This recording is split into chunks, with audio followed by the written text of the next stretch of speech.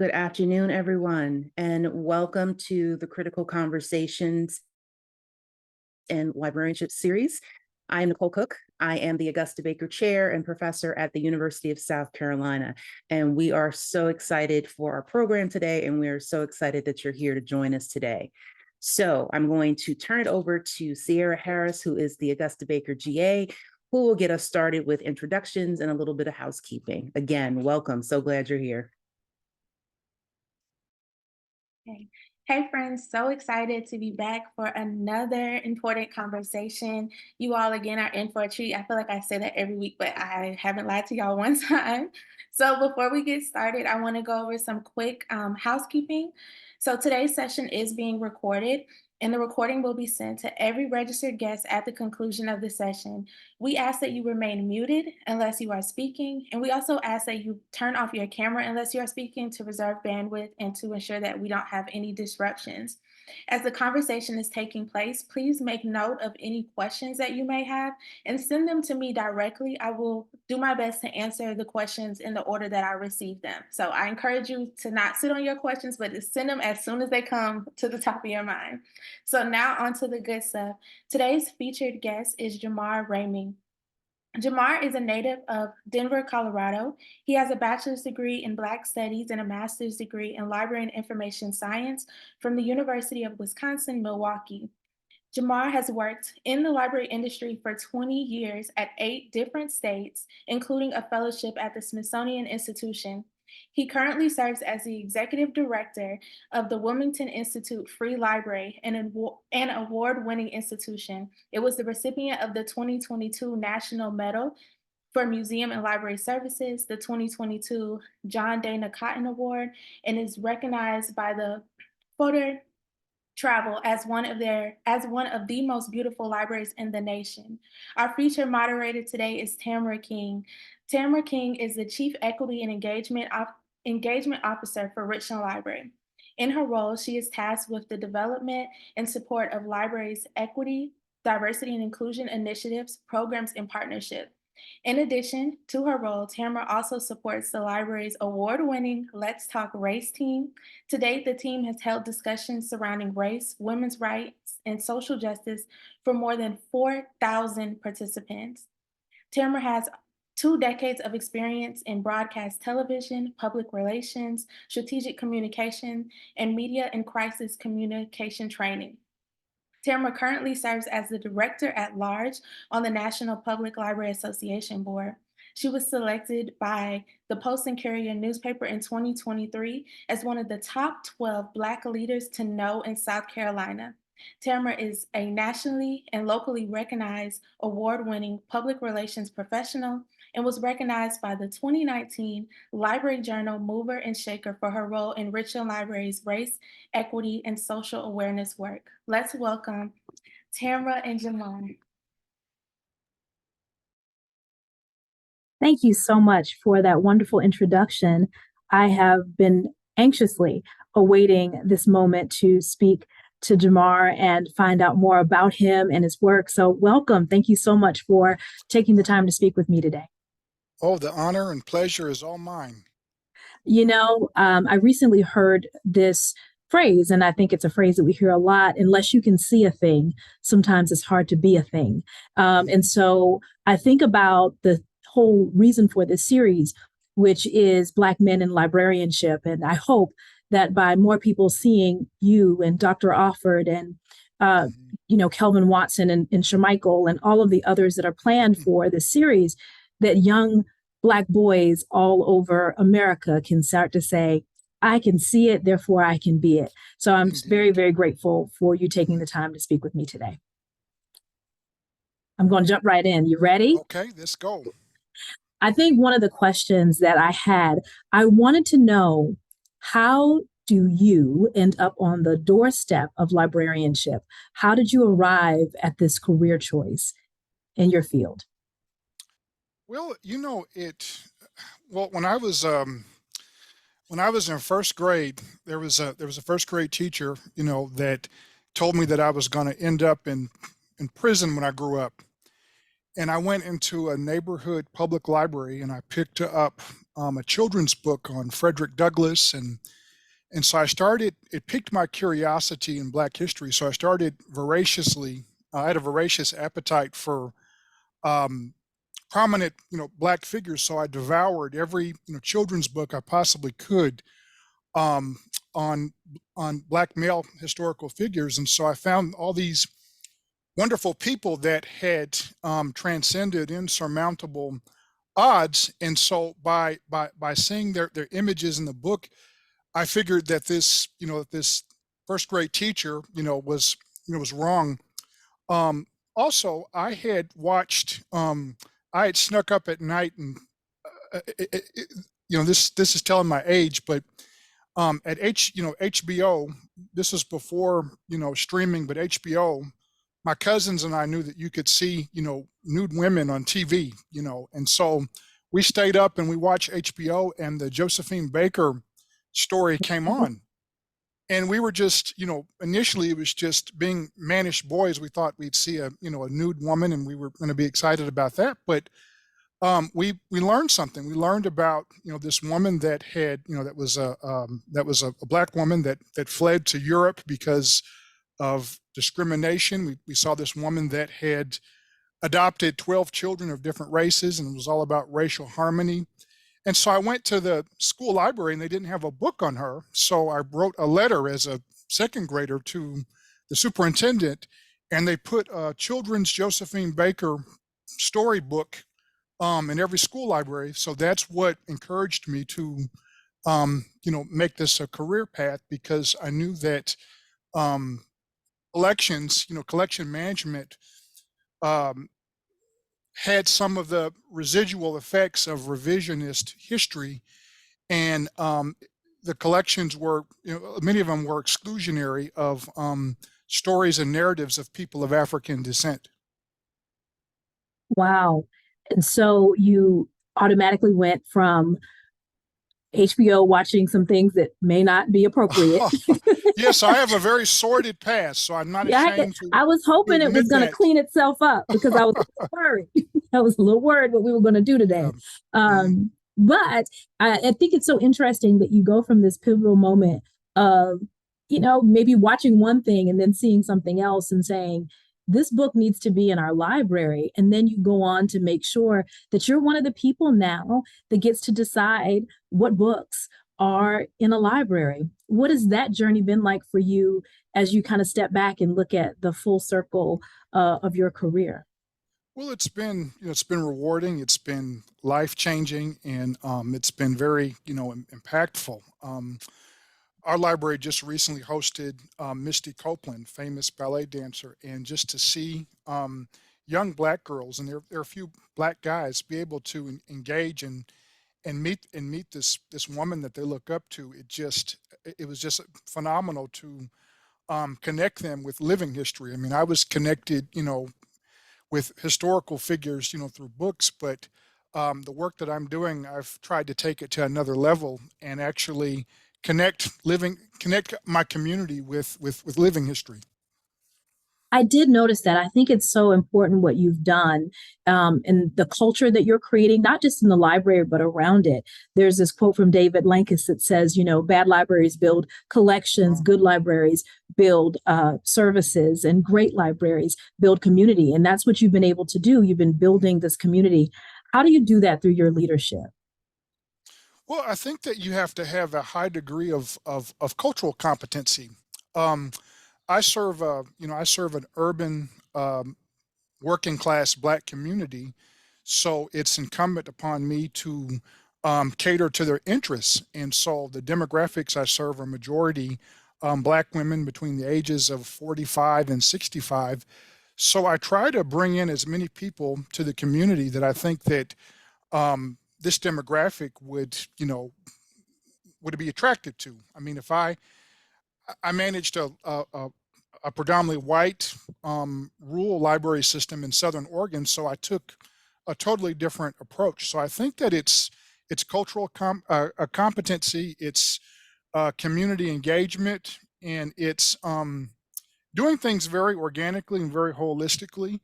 When I first came at the helm of this organization, my staff and I, we canvassed the community, just to get to know our constituents. And to our surprise, majority of our constituents had never left the city limits of Wilmington. They never even traveled to Philadelphia, which is 25 miles away. So then and there, we just decided that our mission would be to bring the world to Wilmington. So that's why we have created this service model of bringing prolific and prominent Black voices to our city, because we want our constituents need exposure, and they need to have the same cosmopolitan experiences that other larger urban cities have. When I started noticing the things that Wilmington was doing, and every time you post something, I'm just like, how did they get that person? How did they do that? I mean, this month alone, in Black History Month, you've had Amanda Seals, yes, Ben Crump, Misty Copeland, Courtney Vance, Robin Smith, Sonia Sanchez, Talib Kweli. I mean, that's in 1 month. There are 29 days given. So you did get one extra day in Black History Month. But how do you do that? How, not only do you check the pulse of the people around you and know that these will be well attended, but how do you go about envisioning and kind of swinging for the fences in library world, so to speak? Well, as a leader, you have to be very aspirational. I mean, that's what separates a leader from the rest of the crew, is that you have to have a vision, and you have to have a destination in which you want to take a group of people. And so I came here with the vision of making this a premier world-class library. I mean, the Boston Public Library is, it's a world-class, library. Why can't inner city, urban, majority Black Wilmington, why can't we have the same narrative, or why can't we have the same identity? So I would say that just being visionary.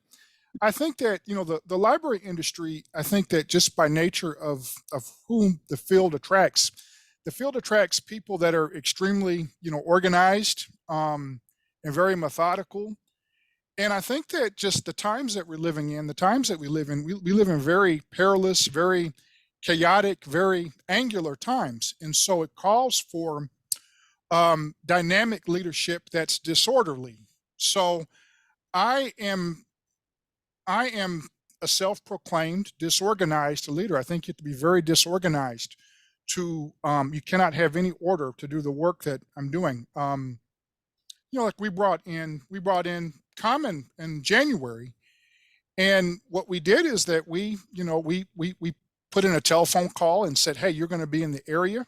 Could you have a new book coming out? We wish to promote it. I mean, we will accept any date and time that you're available. And his team got back with us and said that, we're available on, Thursday at this time. And so we had to, and we knew this, 3 weeks before the date. So we had to pivot and make this happen. Whereas in larger organizations and larger systems, I mean, it would take 3 months a minimum just to get a contract signed. Yeah. So you have to, most library systems or most organizations, they're working to sustain and maintain bureaucracy rather than serve the people. And I'm privileged that I'm not at a large institution, but I've learned how to make bureaucracy work for the community rather than work towards making bureaucracy work. I'm wondering, when you came in, how long have you been the library director? You said 3 or 4 years, is that right? This is my 6th year. 6th year. So you've been there 6 years. And because before you, I'm sure they weren't doing this kind of programming, maybe, or as strong as you've been doing it, right? This culturally impactful programming. How do you get the staff to take the journey with you from how it used to be? Because you just talked about how librarians and library staff can be sometimes very methodical, very organized, used to a certain level of decorum, not decorum, but a certain level of direction. And then you come in and you just make everything disorderly, you disrupt it. How do you get your staff to go along on the ride with you?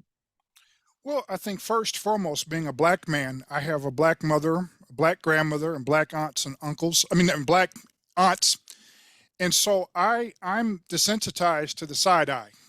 I'm desensitized to the side eye. And so Yeah. when I started doing this type of work, I had staff members that would, especially the ones that I work closely with. I mean, they would just give me they'd give me the side eye, but I'm desensitized. I've got thick skin. I'm a Black man. Again, I've got a Black mother and a Black grandmother. But I think you have to work very incrementally, and you have to build trust. You have to earn people's trust. And so after, our first major event was with LeVar Burton. And again, this event was the first week in February, and we didn't start planning the event to the middle of January. And my staff, they were ready to kill me, because this is the first time they had done something this big. But when they saw how this impacted the community and how it helped us create this brand, they became invested in the work that they're doing, and they began to trust me and respect me. So I think the first thing is that you have to do things that make sense, and you have to take risks, but you have to know that the return must yield some type of fruit, or you are, as a leader, you're going to have no credibility, with your crew or with your people.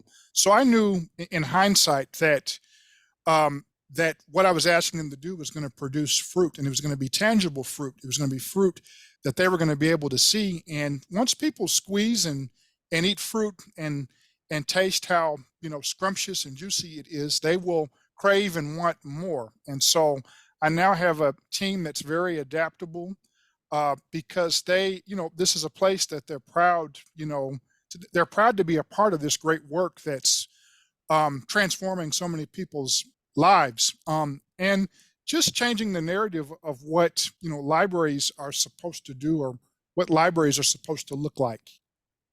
I want to go back to that a little bit. You talked about what libraries are supposed to look like, or what they used to look like, right?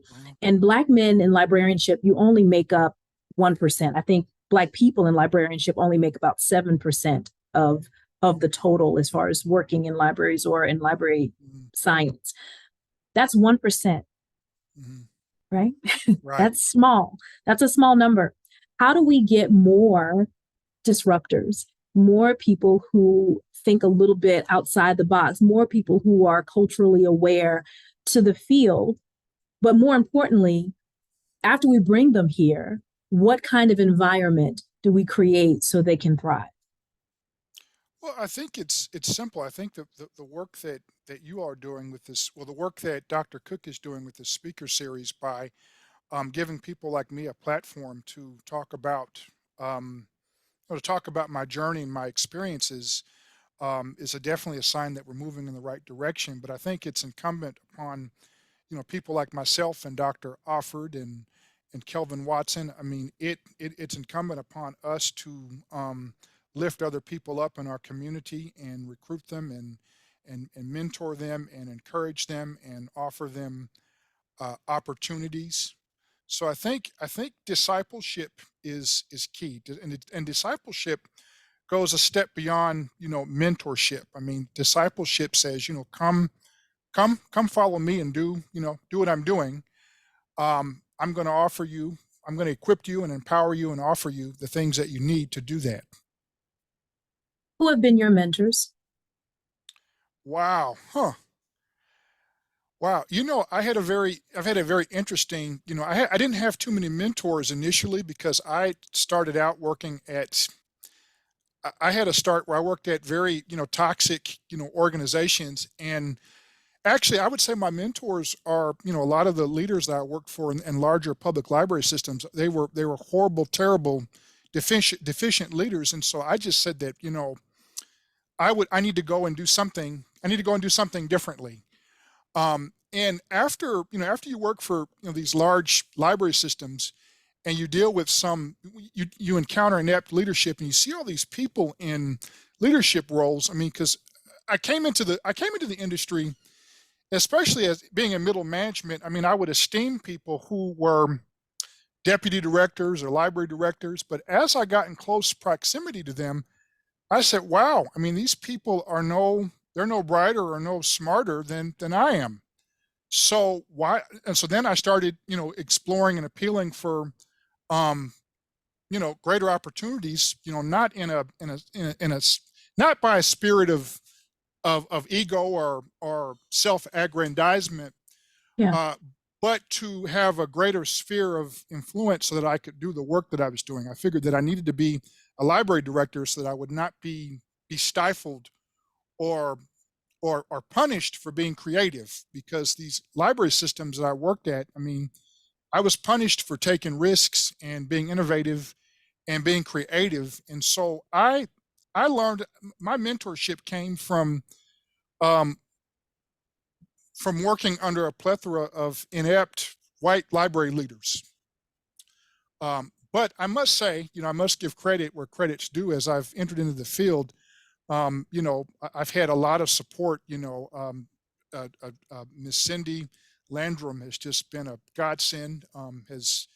And she's just an unsung hero in the industry. I mean, she's one to where she's always looking for ways to encourage people, to lift them up, to connect them. So I've learned a lot by her and Dr. Cook, and I've had a great community in the industry, and that's what's helped me do the work that I'm doing, because I know I'm not on an island and I'm not, standing, by myself. When you said that about, having managers that didn't exactly appreciate what you were bringing to the table and maybe wanted it to look a certain way. It's like, yes, come in, but then look like me, right? I'm curious, what do you say to someone who is right now in a toxic environment and they're like, no one sees it, no one understands that I authentically need to bring these things to the table, but I'm not sure I'm ready to be a director or a manager? What is the advice for that person? Because we're leaving the field in record numbers as far as people of color. We're leaving because we don't always feel the love, so to speak, or the welcome that we anticipate. So what do you say to someone who's like, I don't know if I can do this. This might be for the birds. I think you like with anything in life, you just have to stay the course. It's just like anybody that's been married for 50 or 60 years.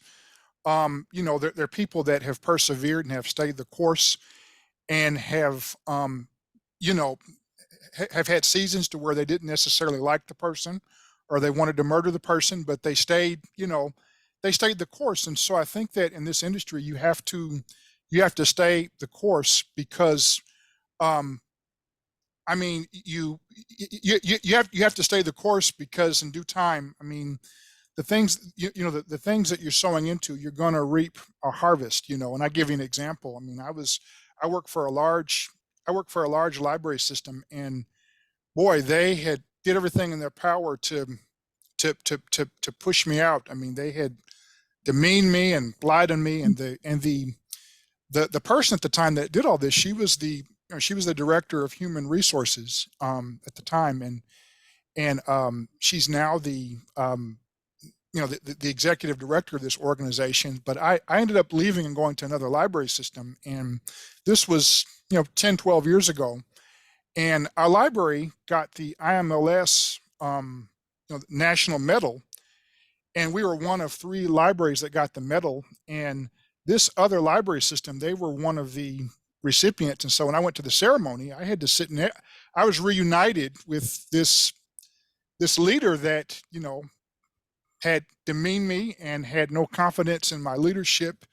And so that was just the best revenge. Well, revenge sounds pejorative, but that's just a utilitarian example that you have to stay the course and you have to press forward. I mean, there's some things that are non-negotiables. If the work environment is impacting your health and your quality of life, then you do what I did. You get the hell out of there and you run as fast as you can, and you go someplace else.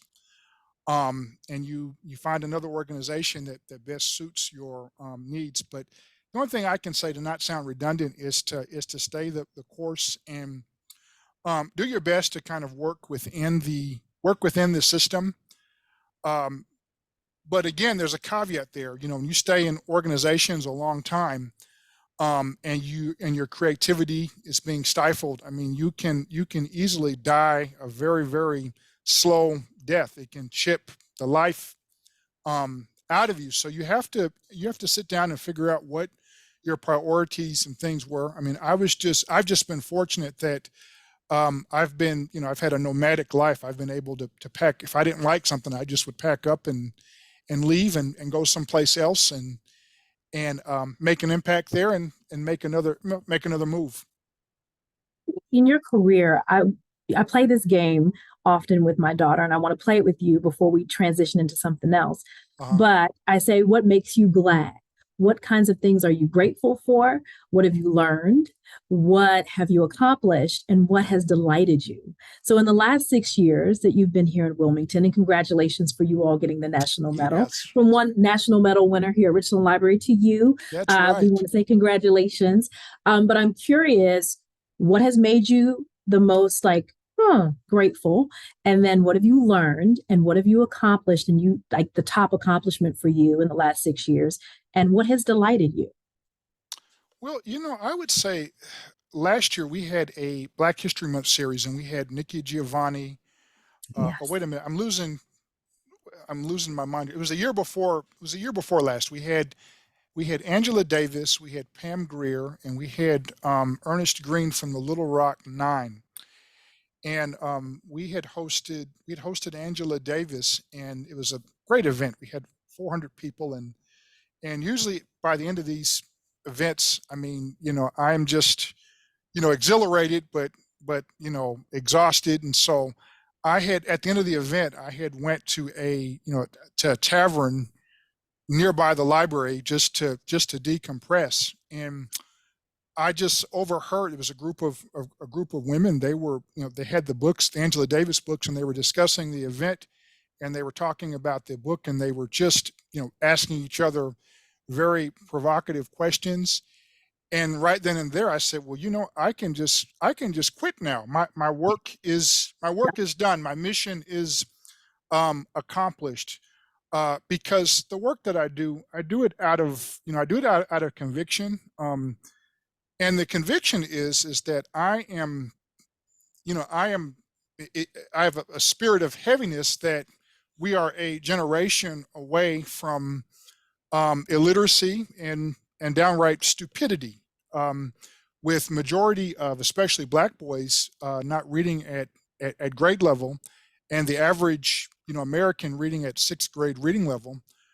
We're a generation away from an illiterate, stupid society. And so that moment there, just to see a group of Black working class women in a tavern reading and discussing a book, I just said, wow, my work is done. We also had another experience where we hosted Ana Navarro from The View, and a local jeweler brought in, just as a gift, she gave Ana Navarro a piece of her jewelry, and Ana Navarro wore that jewelry on The View. Well, she gave it to Whoopi Goldberg, and Whoopi Goldberg wore it in The View.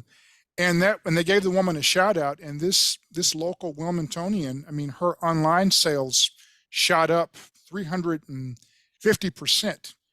Wow. And we had an event last fall with the Kims of comedy. It was Kim Coles, Kim Whitley, Kim Wayans, and what was the other Kim? Did I say Kim Fields, Kim Whitley? There was 4 Kims. But anyway, I was at a Chamber of Commerce meeting, and we had people that traveled all over from different states to come to this event, and so the local downtown merchants were just excited, were profusely grateful to the library because people booked hotel rooms, they patronized restaurants, they shopped at the stores there. So the fact that our work is enhancing the economic vitality of a dying downtown, that's what just continues to encourage me to do the work that I'm doing, because I see tangible excuse me, tangible fruit. Many times, the work, many times in many seasons of life, you do good work and you're doing good work, but you don't always get to see the results. And you look at Black history. I mean, many people like, Fannie Lou Hamer. I mean, look at her life. I mean, she was a living sacrifice for Black people, but she didn't get to live to see the fruits of her labor. And for me to be able to see the fruits of my labor, I mean, that's just, I'm just beyond elated. And I would dare say that you may not have seen all the fruits, because I'm sure there are children all over Wilmington that have attended your programs and you don't know what they're going to do with the fact that they met Misty Copeland and all the people that you've mentioned, which I can't believe. And I think for me, I'm going to ask the question that everybody is asking. Everybody, what do you think it is? You don't know? How did you get Different World cast back together? I thought you were going to ask who my barber was. That's next. That's the next question. How did you get Different World cast back together? I want to know. Inquiring minds are very, very anxious for this answer. Well, they're going on a 10-city tour for HBCUs. And, it all started here at the Wilmington Library. We were the first to reunite the entire cast since the Oprah Winfrey Show in the early 2000s. But, to answer your question, I got in touch with Darryl Bell. And Darryl Bell was able to, coalesce the entire staff. And so I got in touch, with him, and, we made offers, we negotiated. And again, you have to be very flexible, because if you're trying to trying to get 5 people at one place at one time is probably more, challenging than going to the dentist multiple times. Yeah. And so basically what I did, I said that I would take any date or any time that they were available, and they were available on a Tuesday night in the middle of September. And so we said that we would take it. So I approach my work very holistically. You have to be you have to be very disorganized. You have to embrace disorder. You have to embrace chaos. Because we've had people come here that have asked us to put potato chips and gallons of apple juice in their hotel rooms. And, Okay. we've had people that have had some very unorthodox requests, but, but you have to, all these things, as unorthodox as they are, we're investing in our people and our community. So I would say that I'm just very bold. I just call people, and I don't take no, for an answer. I make it easy for them to say yes, because when you call somebody and say, hey, I just need an hour of your time to come to a community that loves you, and we just want you to talk to us and sign some books, I'll take any date or any time that you're available. I'll make sure that you get here. It's really hard for them to say no, With such bold programming, I am curious, libraries all over the country, we're dealing with book bans, we're dealing with a community sometimes that doesn't always want us to be as inclusive or ambitious or diverse in our programming, our services, and our books. I'm curious what kind of pushback you've received. I know Wilmington is a predominantly African-American community, but I am curious if you've received any phone calls, any letters, any emails, or just downright somebody coming and yelling at you about some of the services, some of the programs, some of the things you all are doing in Wilmington. Well, like I say, we have not. I mean, we've had, we don't shy away from having controversial people here. We had Dennis Rodman here, and Dennis Rodman was, the complaint was that he was a friend of Kim Jong-un. He was a friend of a North Korean dictator. So why are you bringing a dictator, a friend of a dictator into the library?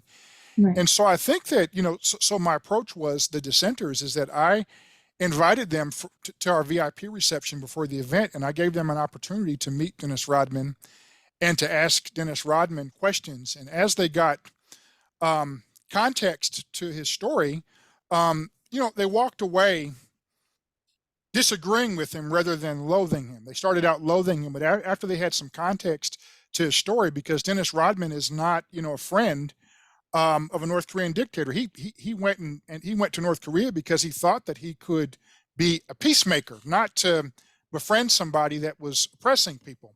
And so after people got some context to Dennis Rodman's story, again, they walked away instead of loathing him, disagreeing with him. We had some pushback when we brought Angeles Davis here because of her Marxist beliefs. And those dissenters, we gave them an opportunity to ask her questions, and she answered them so gracefully and so eloquently. They walked away, just disagreeing with her. They're saying, wow, I've got a chance to hear this woman talk. She's not a villain. She's not a bad person. She just, and she wants the same things out of life that I do. Her procession is just different. She thinks that we should take, we differ in the steps that should be taken to achieve the things that we both want. So the events that we offer, again, I mean, it's, we're offering something that you don't get now. We're offering context, because majority of our constituents now are driven and educated and led by social media mimes and sound bites and this pernicious digital echo chamber, to where the algorithms just cater to the things that they like, and it makes the things that they don't like caricatures. And when you come in and you are you have an opportunity to ask questions and hear the person's full story, you're disinclined to villainize them, but just disagree with them. And so Dennis Rodman, many people thought that he was a lewd man, with wearing wedding dresses and some of his other things that he did. But when you heard his story, he broke down and cried. He said that his sister used to dress him in women's clothing, and he would go and send him to school, and he'd get beaten up for that. And so when you have when you have the full narrative and the full context, that's why we're so polarized, because majority of people are being led by misinformation and propaganda. And so back to the book banning thing, as a library industry, we're fighting the wrong battle. We're having the wrong conversations. The American Library Association, all the other organizations, Library Journal, all these other people, I mean, they're taking a stand against everyone's taking a stand against book bans and fighting for book bans. But majority of these people who are pushing for books to be banned, I mean, they haven't even read the books that they're trying to get banned. They take out isolated quotes, and they take those and they push those, and they push this false narrative. And so the problem is not books being banned. It's not a political problem. The problem is that we have an epidemic of it's a manifestation of the intellectual wellness of our society. The problem, the issue that we should be fighting is that these people are not reading the books. They're trying to ban books that they have not read, and we have a future generation that won't be reading books at all. So I think that our fight, I think that our battle should be with eradicating illiteracy and stupidity, and derailing this digital echo chamber that's enslaving our society and destabilizing our democracy. So I just cringe at all these people that are fighting against book bans, because they're having book banning is not, it's not the problem. It's a symptom. It's a symptom. So case in point, yes. How are you in your work? How's your staff in their work trying to make sure we're having the right conversation? What is your advice to ALA, other libraries who are on the front lines and are getting it every single day, being called everything outside of their name? What is your advice as a librarian who's been in this field, who's kind of taking these big risks, who embraces the disorder in order and the beautifulness and chaos? How do you speak to those librarians who are trying to have the right conversation? What should they be saying? How should they be reaching their community? I think that you have to tread very, you have to be disorderly, but you have to also be wise. I think that you have to, I mean, for one, you have to do good work.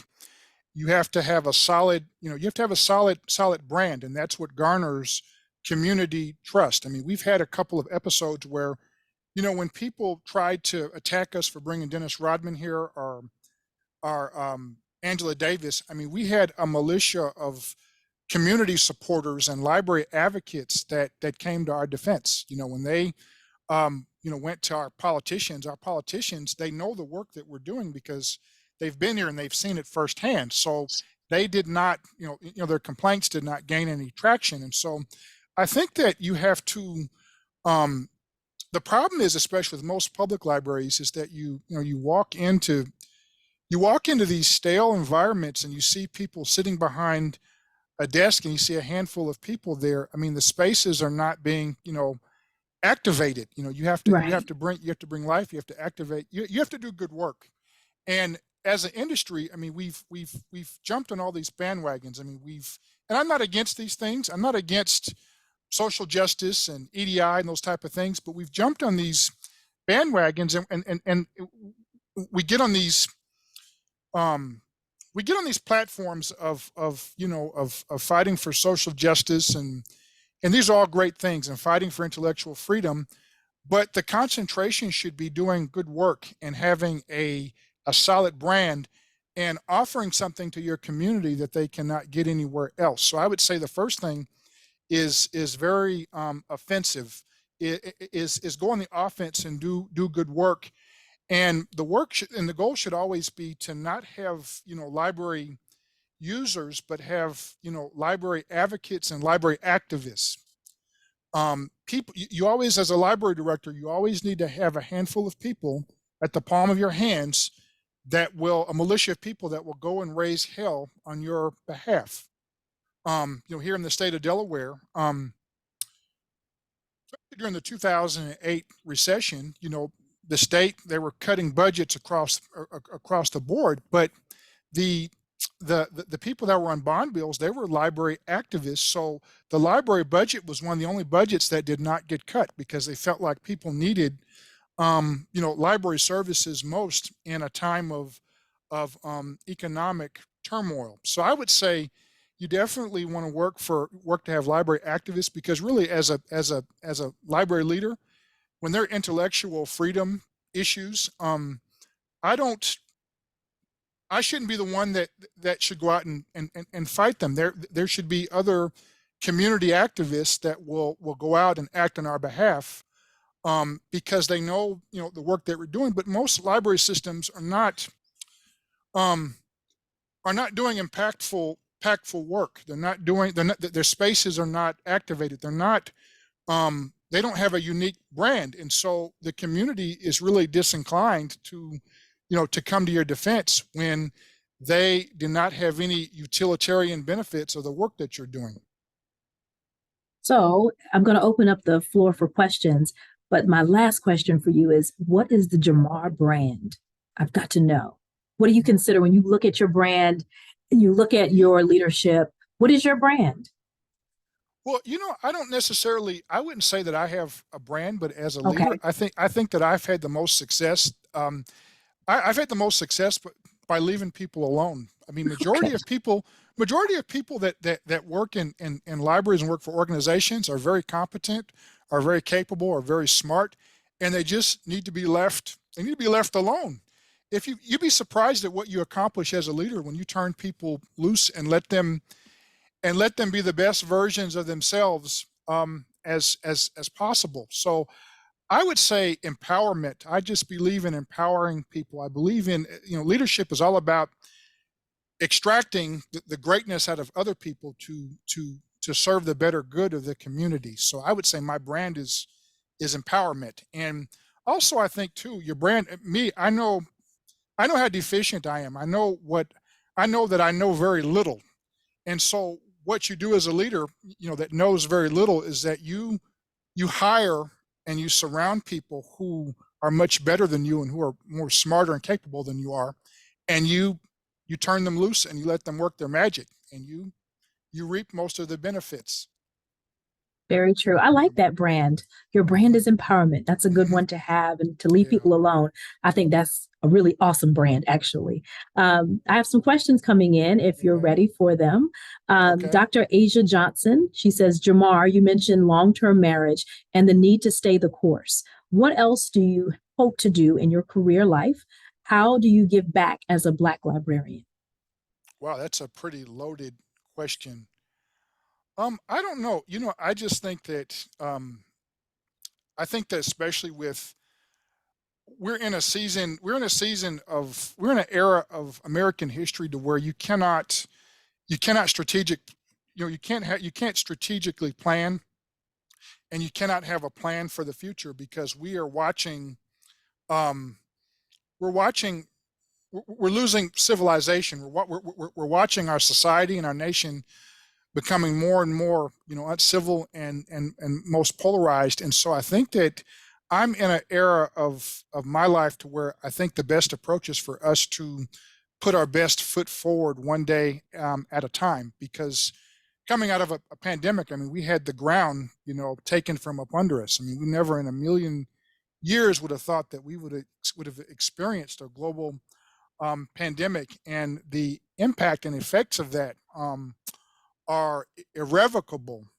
So after experiencing that, I don't so much plan for the future. I just take things a day at a time, and I move very holistically.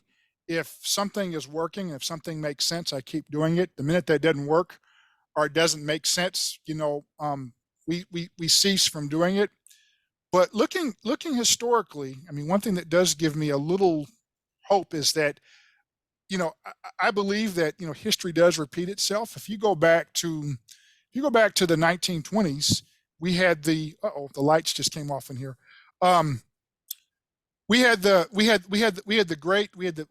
Spanish flu the Spanish flu epidemic in 1919, and then we had 1920. We had Red Summer, which there was mayhem, and there was protest and unrest because of Black men being lynched. And then we went from that to the Harlem Renaissance, to where all these people were, the creatives prevailed, and they transformed culture. And so now we had the global pandemic, and then we had George Floyd and Black Lives Matter.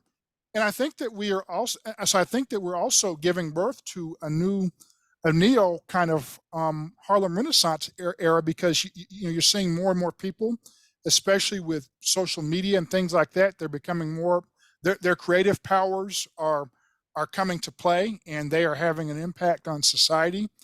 But the difference between the difference between the Harlem Renaissance and the Renaissance now is that the people that in the Renaissance, I mean, they were intellectuals, they were thinkers, and the creatives now, I don't see that being driven by intellectualism. But in a nutshell, to answer your question, I think in this day and age, we have to take things one day at a time, because we are on the precipice of social, economic, and political destruction. Well, I tell you what, I won't be calling your brand Sally Sunshine, because that was just a little bit bleak, but I do get your point. I do. We have another question from Shawanda. Okay. I was curious about the cost to the library facility or system for the events that you've orchestrated, or have your guests been willing to show for little or no cost? Well, one thing that we do, because one reason that's kept us out of a lot of trouble in terms of PR and people having intellectual freedom claims and things like that, is that we do not use any taxpayer dollars for our speakers that come in. So if a person comes in and says, well, I don't want my tax dollars going to Dennis Rodman, we can unequivocally say, they aren't. We have a library foundation. It's very modest, and they support our programming efforts. But again, one thing that libraries can and should do is that majority of our speakers, well, 90% of them, they have a newly released book, and you can work with the publishers. If you buy the book in bulk, they will put you on their speaking tour, because most of these people, they want to make the New York Times bestsellers list, which means that, and that comes from, how many book sales, they have by release date. So if there's somebody that you really like, there's a celebrity, I mean, you can negotiate with the publisher and say, can you put our library on your speaking tour? We'll buy, X number of copies of the book in bulk. And many of the times they will do that. I mean, you have to be extremely, again, you have to be very flexible. Since we're, a nonprofit organization, I mean, we never pay market rate, for speakers that come in. I mean, we usually negotiate, and we usually, we also, tell a story. We say, hey, we are we're a working class, urban Black community, and we, could you come in and support us? Could you just stop by for an hour and sign some books and talk to our people? And most of these people, the work that we're doing, it aligns with their values, like the rapper Common that came. The work that we're doing aligns with his values. So he was very inclined and very happy and very eager to accept our invitation. Another thing is that,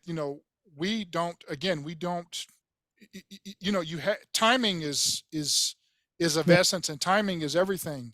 When these people, come, I mean, you can't play pity pat with them and go through 3 or 4 different departments to get a contract signed, or to get a hotel accommodation made, or to get a check cut, or to purchase the books. You have to move very swiftly, and you have to move very, very quickly. This is a question as well that's coming up from James Glenn. How do you overcome white supervisors or coworkers who undermine and discredit your leadership and or authority as a Black man? It's a loaded question too. It's heavy. I wish I had a great answer for him, but what I did, I just got up and left. I had one that disrespected me, and so I just walked out on the spot. But not everybody is as nomadic, as I am, or or had the flexibility to pack up and go. I mean, I wish I had a good answer for you, but I really don't. I mean, and when I experienced those things, I left. But one thing that I will say, and this is a check that you can take to the bank, as a Black person and as a Black male, you cannot by any means be mediocre. You have to be excellent in everything and all that you do. And so one thing that you have to do wherever organization you're working in, you have to bring in a high standard of excellence, and you have to dot all your I's and cross all your T's, and take copious notes and document. I mean, you have to beat these people at their own, own game, and they've gotten a bit more clever over the years, especially with microaggressions. And a lot of the things that we experience in the work, in these type of work environments that you describe, are things that that you can't even document. You can't even build a case against these people because you can't document, because they're microaggressions, and a lot of them are just unwritten rules that are deeply embedded in the culture.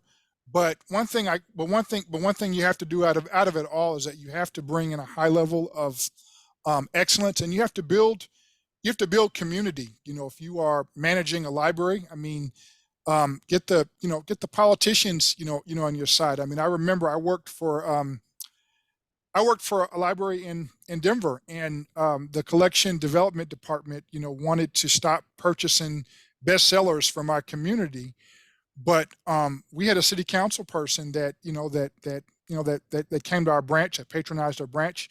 I got to know her. I went to her town hall meetings, and I mentioned it to her, and she was on the city budget committee that made purchasing decisions, and so she basically held the library budget at ransom if they decided to make this decision. So I would say you have to you have to build social capital so that you're able to, leverage it, when necessary.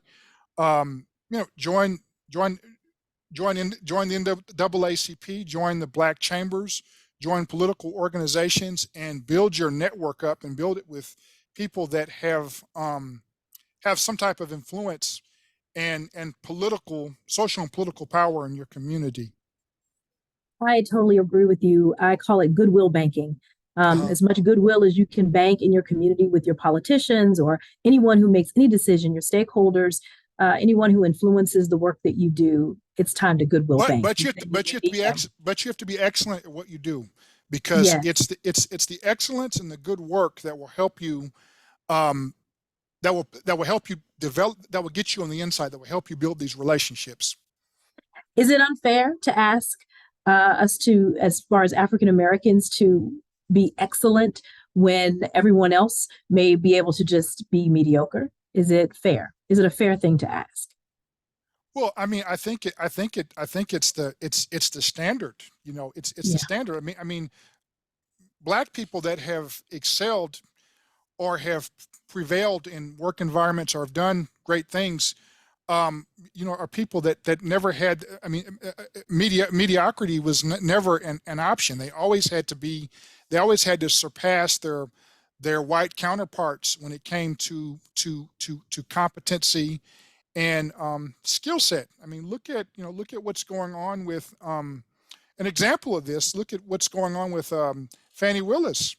I mean, you have to be irreproachable in the work that you're doing, because you don't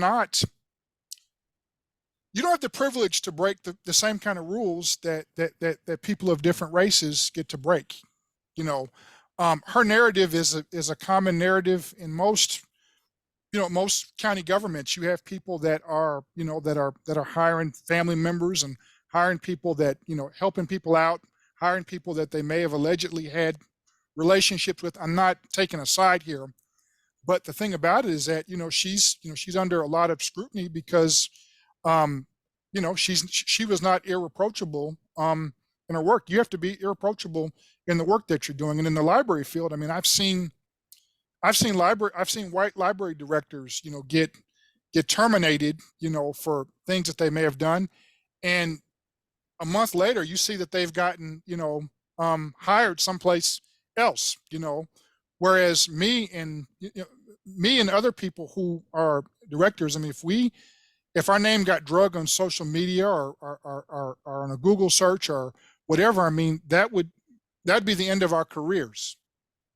So I guess not fair, but it's facts, right? Like this is the fact. This is the fact that we're living. So like I say, excellence is always, I mean, that is the standard. I think we have this question from Ida Thompson. She said, what is the makeup of your staff?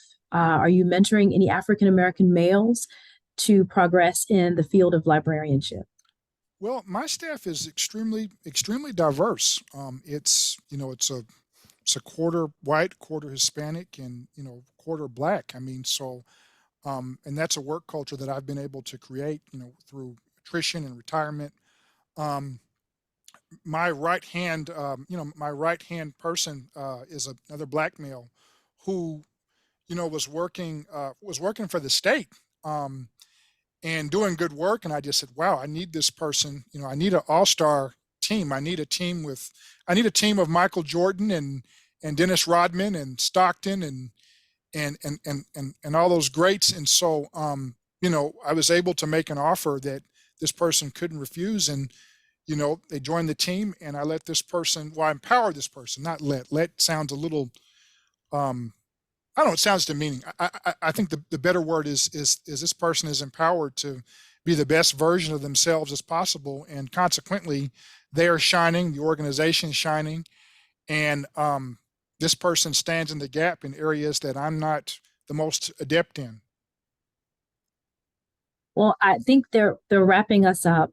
Okay. I could talk to you forever and ever because I have more questions, but out of respect of everyone's time, we'll wrap up today. Thank you so much for such an engaging conversation. Thank you for the truth. And thank you for sharing that truth with us. so unapologetically, like you do in the work you're doing in Wilmington. We really appreciate your time Thanks a and your lot. insights. Well, the pleasure was all mine, and thank you all for having me. Thank you all. Thank you all for listening and joining us in this conversation. And I give it back over to Dr. Cook. All righty. Thank you both so much for another wonderful conversation. Jamar, you have lots of fans, including Tamara, and myself, of course. And we thank you very, very much. It's been another awesome webinar. Wow. Well, thank you very much. Grateful for that. And thanks again to the audience. This is the second of 5 of our webinars in this series. So we'll hope that you'll continue to join us in the next couple of weeks for some additional conversations. Yes. Dr. Offord and Jamar have certainly set the bar high, and we're very grateful for this insight. Thank you. All right, everyone, enjoy your evening and enjoy your week, and we hope to see you again soon. Thank you. Bye.